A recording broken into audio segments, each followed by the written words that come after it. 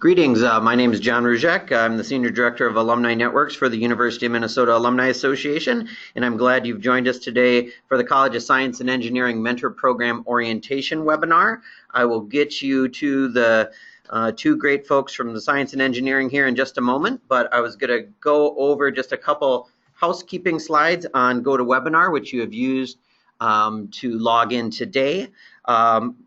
You've joined the presentation listening using your computer speaker system by default. If you'd prefer to listen over the telephone, just select telephone in the audio pane of your GoToWebinar panel and dial-in information will be displayed. If you experience audio difficulties while listening via your computer speakers, that can be possibly caused by having multiple applications open on your computer or perhaps listening via a wireless signal versus something that's hardwired to your computer. So feel free to close any unnecessary applications or move off wireless if you are having any difficulties.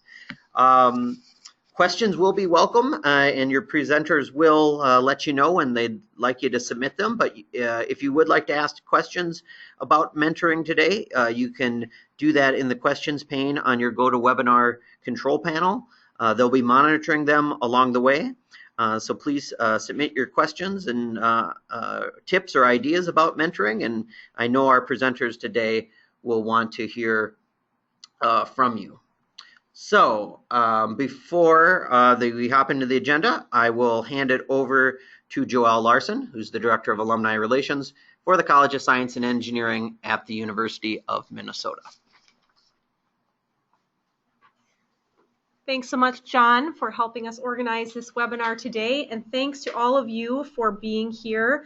I really appreciate you taking the time out of the middle of your day to learn a little bit more about how you can best participate in the CSE Mentor Program this year. I'm going to quickly go through our agenda, introduce myself, and then my co-presenter will introduce himself, and we will move right on through the agenda. I think we've blocked off an hour for this. I think we'll probably only take about a half an hour of your time, and we'll have plenty of time for question and answer if any of you have anything you want us to address at the end.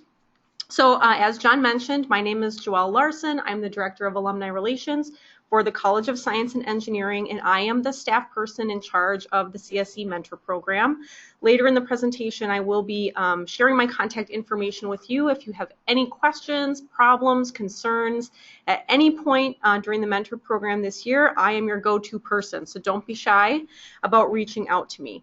So today, after we finish our introductions, we will cover stages of mentoring and what you can expect to experience over the next 6 or so months. Briefly touch on our program expectations and guidelines.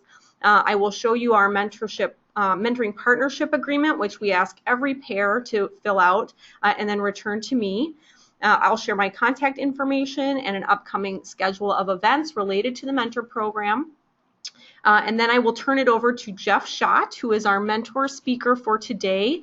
Jeff was a first-time mentor last year and will share with you some of his tips for finding success in your mentoring pair this year. And finally, we will end with some time for questions and answers. So I'll quickly turn it over to Jeff to introduce himself to you. Good afternoon. My name is Jeff Schott. I'm a professor in the Department of Chemical Engineering and Material Science here at the U of M. As Joelle mentioned, I'm also now a second-year mentor, and I'm also on the board of the CSE Alumni Association. So on behalf of the group there, I'd like to welcome you to this webinar and hope that you can get some useful tips from it and things to help your mentoring process move smoothly. All right, getting right down to business. Stages of mentoring. The beginning, hopefully many of you have already passed through this stage. It's pretty much your first meeting, and I know that many people have already been able to connect with one another for a first meeting. But if you haven't, some things to try to cover in your first meeting. Obviously, get to know one another. That seems it's most basic, but is really important for establishing an open and trusting relationship. So don't just cover, the basics of what you do in your job or what your student is studying, but try to learn a little more about each other personally as well. I think that can help develop trust and openness going forward. It's also really important to talk about your goals, both the student's goals and the goals that the mentor hopes to achieve, whether that be learning some additional leadership skills, or just learning what it's like to be a student on campus today. The campus is perhaps very different from when you were a student yourself, and it's always interesting to learn what's happening here on campus. Also, in the beginning, we ask that you create a mentoring partnership agreement together, which you'll return to me.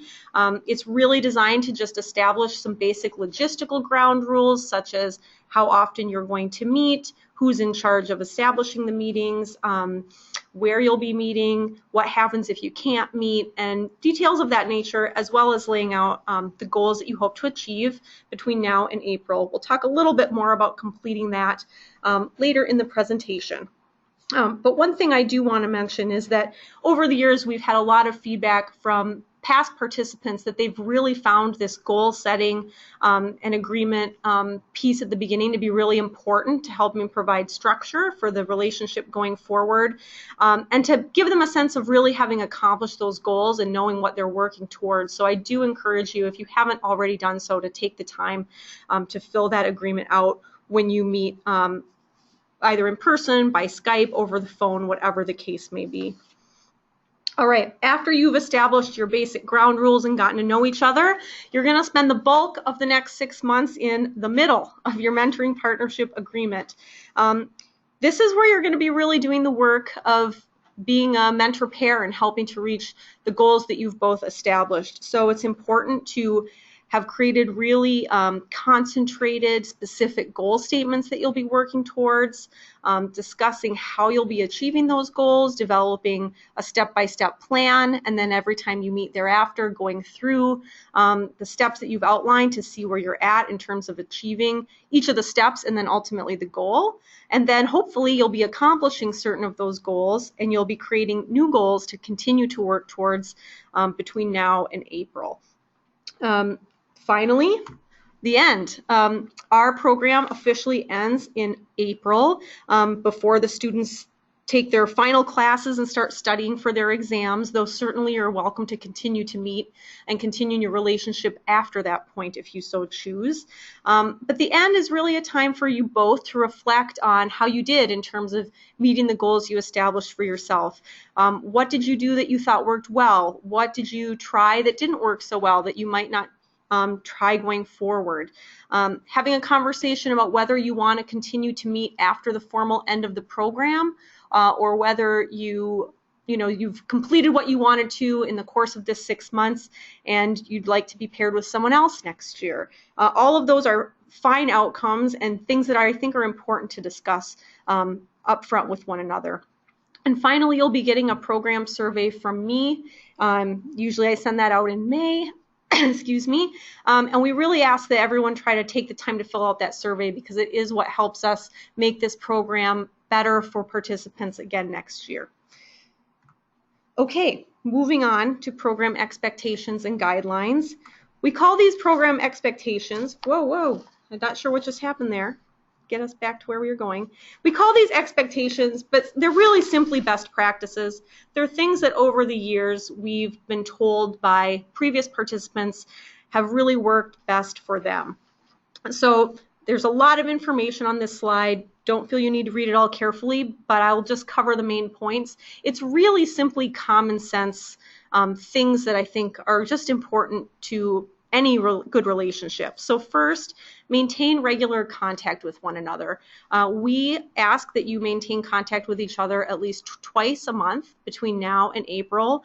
That can be in-person meetings, it can be phone calls, it can be a combination of meeting in person, doing a Skype, maybe sending an email seeking feedback on a cover letter or a resume or something of that nature. So you don't have to meet for an hour each time twice a month in order to fulfill that expectation. It's just a rule of thumb. Some times of the year you're more able to accomplish that than others. I know around December with the holidays and the end of the semester it's very difficult to do that. At other times of the year it's a lot easier. So do your best and just stick to that as a guiding principle. Second, as I've already mentioned, try to set clear and realistic goals.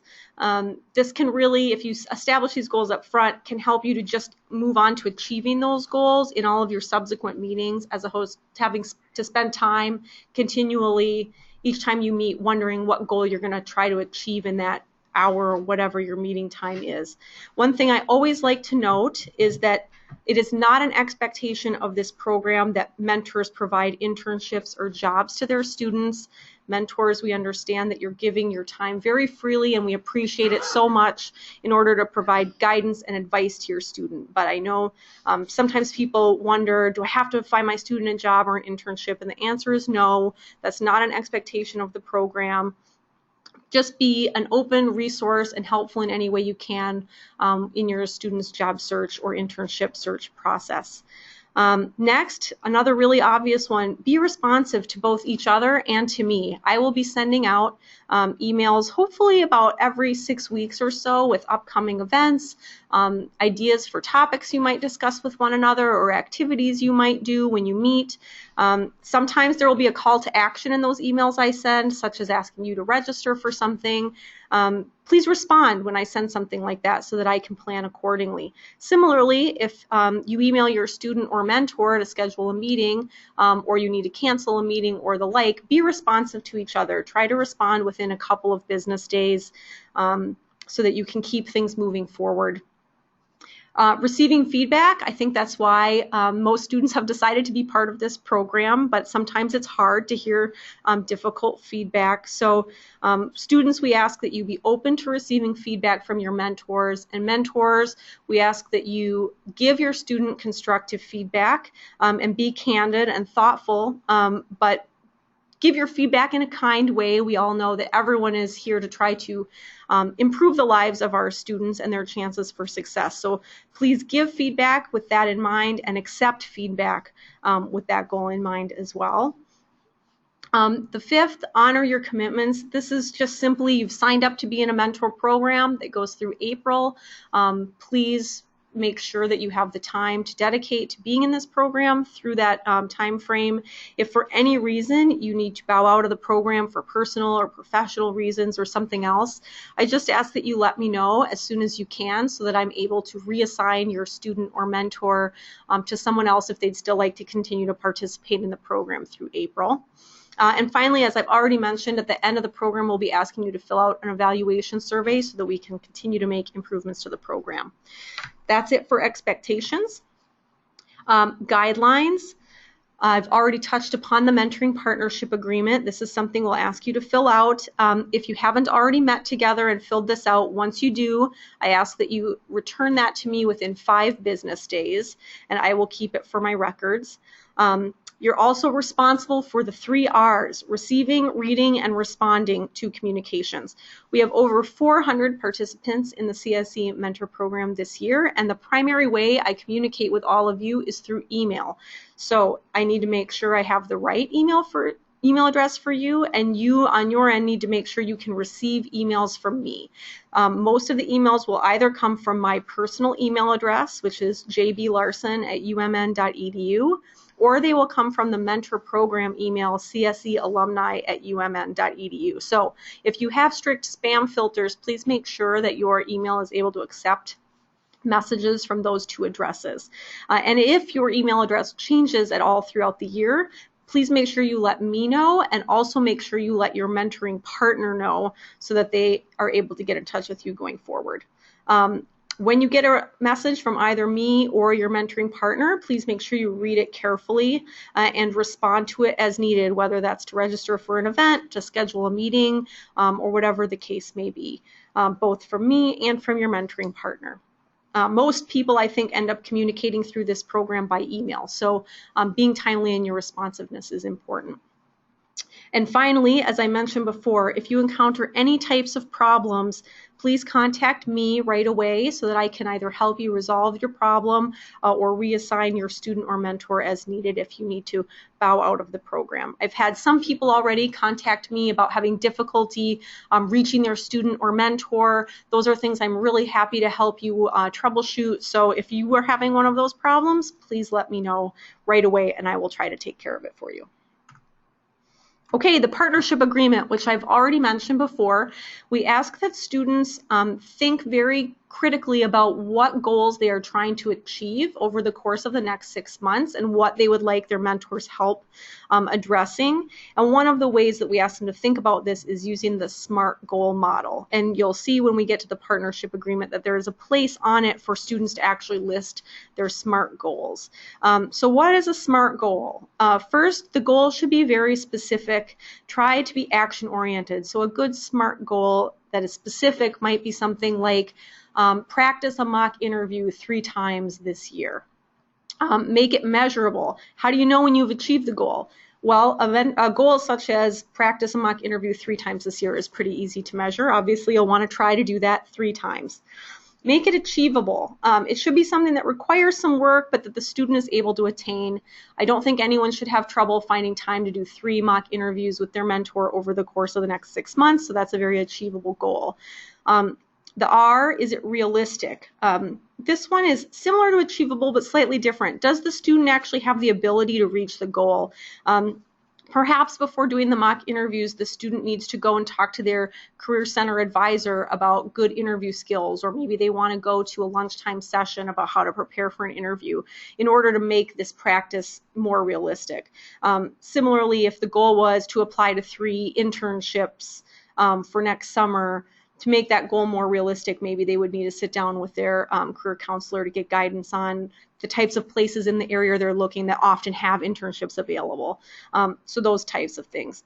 And then timely. It should be something the student is actually able to achieve with their mentor in the course of this program. So if they're a sophomore and the goal is try to find a job for after graduation, that's not a very timely goal probably for this year. Maybe finding a summer internship or a co-op opportunity would be more appropriate. So it should be something that the 2 of you can work together towards between now and April. Here's a sample of the mentoring partnership agreement. It's just a 1-page form, very simple, very basic, but it does lay out some nice ground rules to get you through the next 6 months. Some of them are logistical and some are more big picture. And you'll see that this one I think is a nice example because it's quite specific. If you look at the meeting schedule section, for example, it really lays out how often are they going to meet, how long are those meetings going to be, are they going to be in person, by phone, what will happen if a meeting needs to be canceled, who will be in charge of that. There are some very clear goals laid out for the 2 of you to work towards together. Just very detailed, and I think the more detail you can put into this, the less time you have to spend going forward wondering, oh, we had to cancel, who's in charge of rescheduling this meeting, or we've already had a phone call this month, what else are we going to try to do? The more specific you can be here, the less time you have to spend going forward wondering what your next steps might be. And there's a couple of different ways to return this to me. You can either PDF a copy back to me and send it to me by email. There's also a fillable version of this form on our website, which I will put up the web address in just a second. So you can just fill it out and save it as a Word document and send it to me. Alternatively, if your student is here on campus, there is a box in the Walter Library 105 reception area where students can drop off a hard copy to me. So if you haven't already done this, fill it out and then have your student get this back to me as soon as possible, and I will keep it for my records. And if I don't receive it, I'll send a little reminder in a few weeks' time. Okay. Moving on to some resources. As I mentioned, the mentor partnership agreement is on our website. That can be found here, cse.umn.edu/mentor materials. In addition to finding the partnership agreement there's a lot of other useful information. There's a tip sheet for long distance mentors who may not live in the Twin Cities. There are links to a couple of mentoring webinars that the Alumni Association did last year with panels of mentors sharing their best practices. There are handouts on potential discussion topics or activities you might do together. There's also a new mentoring app that I helped create with some of the other mentor program folks around the U, and you can find instructions on how to download that app. And there's also a column on the right hand of that website that lists all of the upcoming events that mentor program participants are invited to attend. So check back on it regularly, because as I learn of new events, I update it and link to how you can register for those events if you'd like to attend. So I recommend bookmarking this page and then checking back every few weeks, because the information does get updated regularly. And right now I'm just updating it to include some photos from our mentor program kickoff in October. So if you'd like to see some photos from the live kickoff and orientation, those will be on the website as well. Okay, as I mentioned, new this year, there's a mentoring app. It is just what it sounds like. You can download it onto your phone, but you can also access it via a desktop. So if you don't have a smartphone, or you don't want to take up the space on your smartphone for another app, you can also access it on your desktop. Instructions on both how to access it on your desktop and how to download it are on that mentor materials page I just talked about. Things that it contains: it has a long list of suggested discussion topics and activities. I think this will be especially useful in January or February, when you've already kind of exhausted the obvious topics that you might cover and are looking for new ideas. There's my contact information on there if you ever need it. There are also a lot of other mentoring resources and tip sheets, how to get the most out of being a mentor, how to be a good student mentee, general tips of that nature. There's also a list of campus resources. So for example, if you are a mentor to an international student and you want to direct them to some resources, you can find that on the app. If you have a student who's experiencing some health issues, you can find contact information for mental health services or Boynton Health Services, just other general campus resources for you, depending upon what your student might need. Upcoming events, and then I'll be turning it over to Jeff. We have a few events coming up. On November 16th, the Alumni Association has organized a lecture by U of M alumna Dr. Verna Price, and she's going to be speaking about personal power at the Bell Museum from 5:30 to 7 o'clock. If you'd like to register for that, all the information and links are again available on the Mentor Materials page. There are also a number of really interesting Alumni Association webinars coming up. I put one on here that I think is potentially interesting for mentor program participants to participate in. Dressing Your Best for Success, that's on December 1st. Next week, there's also a webinar about creating a compelling resume. Also upcoming in December, there's a career coach Q&A webinar. All that information is on the Mentor Materials page, and I encourage you to check it out. I know that last year we had some folks each independently watch the webinar, and then the next time they had a meeting, they would discuss the topic that the webinar covered and the information they gleaned from it. So if you're looking for something new to try with your student or mentor, these webinars can be a great way to get some information and then get some new discussion topics for the next time you meet.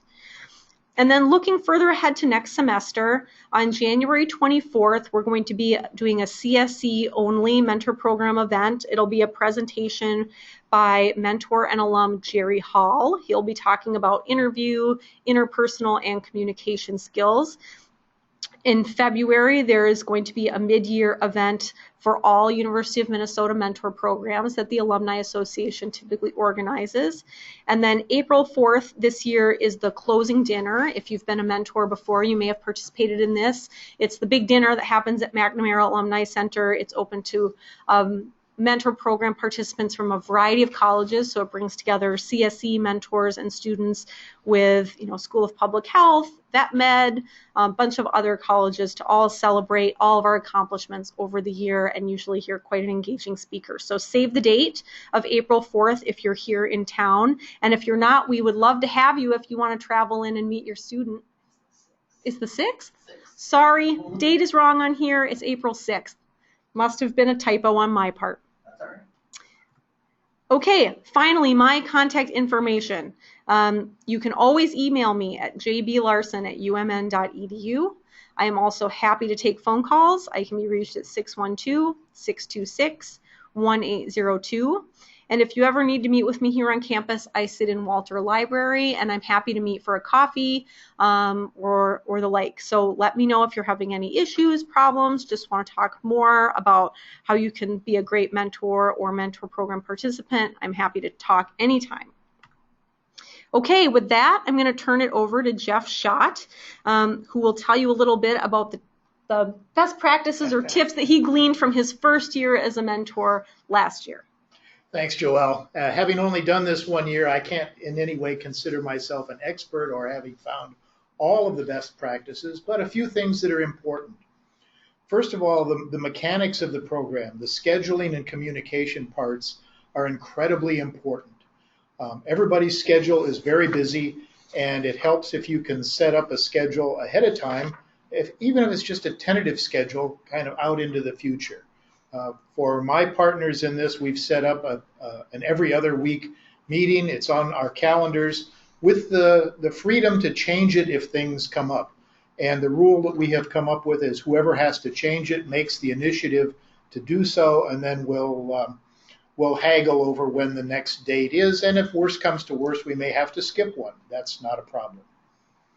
The other part is communications. You should agree early on how you're going to communicate, whether it's phone, email, text, fax, Skywriter, whatever the options may be, because if you don't, these can cause some issues. For example, if somebody were to text me to my home number, I don't take text there. My cell phone will.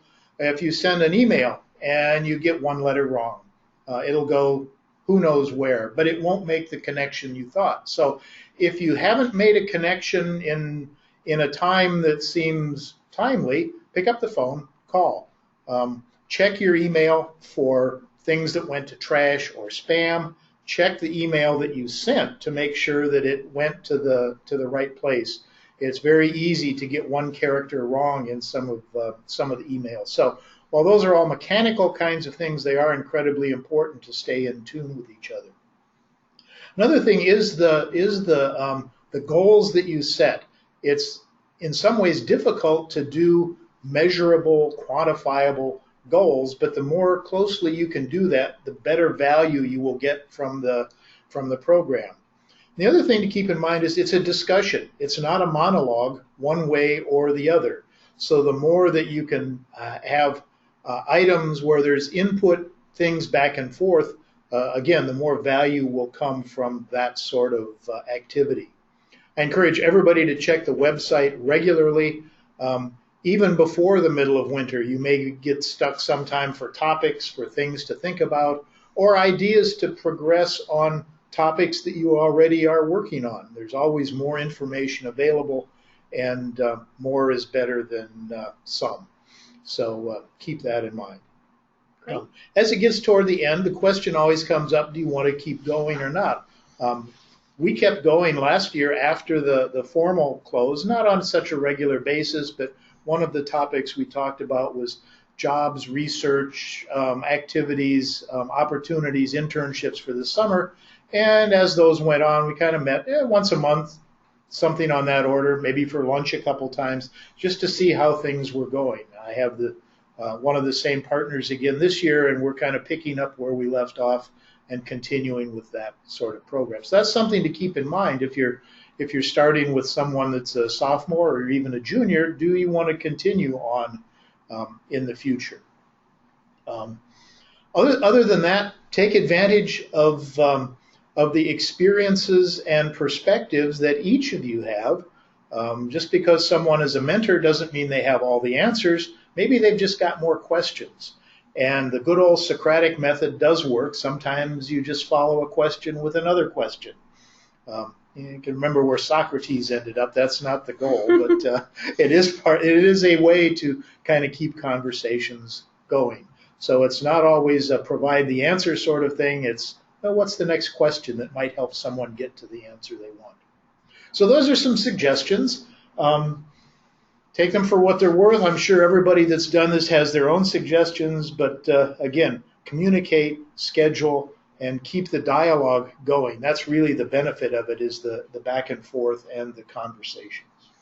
I'll share one other tip that a mentor shared at our in-person kickoff in October, and she said sometimes to break the ice and get the conversation going, you as a mentor need to share a story about a time when you yourself struggled with whatever your topic of conversation is, or maybe you had a failure in your life that you had to overcome, because hearing that it's okay to fail and not succeed the first time can be really helpful in making a student feel comfortable and open up to you and share their fears and concerns so that you can best help them get over those fears and concerns and address their challenges. So if you ever went into an interview and said the wrong thing or made a big mistake or did a class presentation and it went really poorly, don't be afraid to open up and share those kinds of things with your student, because that will just make you more, I think, more human to them, and it'll make them feel a little bit more comfortable maybe sharing with you some experiences they've had that have been challenging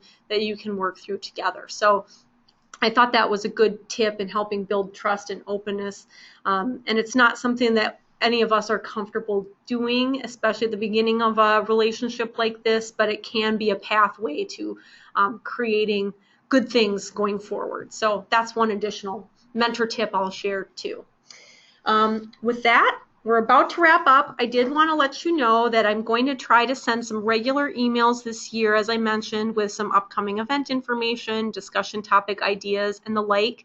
So if you ever learn of an event happening in your area that you think the rest of the mentor program should know about, or if you read an interesting article that you think would be worth discussing, or find a webinar or something online that you'd like me to share, please don't hesitate to send it my way. I'm always looking for more resources to share with our mentor program participants. And I obviously hear about a lot of the things that happen here at the U, but I don't always hear about a lot of the industry related things that are happening here in town or elsewhere. So if you read a really interesting article, learn about something that you'd like me to share, please don't hesitate to send it my way so that I can include it in those regular email updates. So with that, we'll open it up to any questions anyone has. You can type your questions into the question box, and Jeff and I will be happy to answer them. But if no one has any questions, we will wrap up. So I guess let's just give it a few seconds here, John, and see if any questions come in.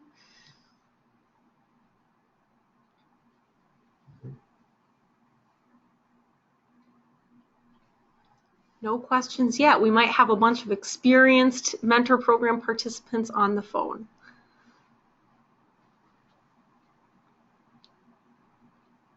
Well, as always, whether you have questions now or later, don't ever hesitate to reach out to me. I can't stress that enough. I've had people tell me, oh, I didn't have a great experience, and I knew in December that my student and I weren't getting along, but I never reached out. Please don't feel that you need to struggle with a difficult situation if you're having one.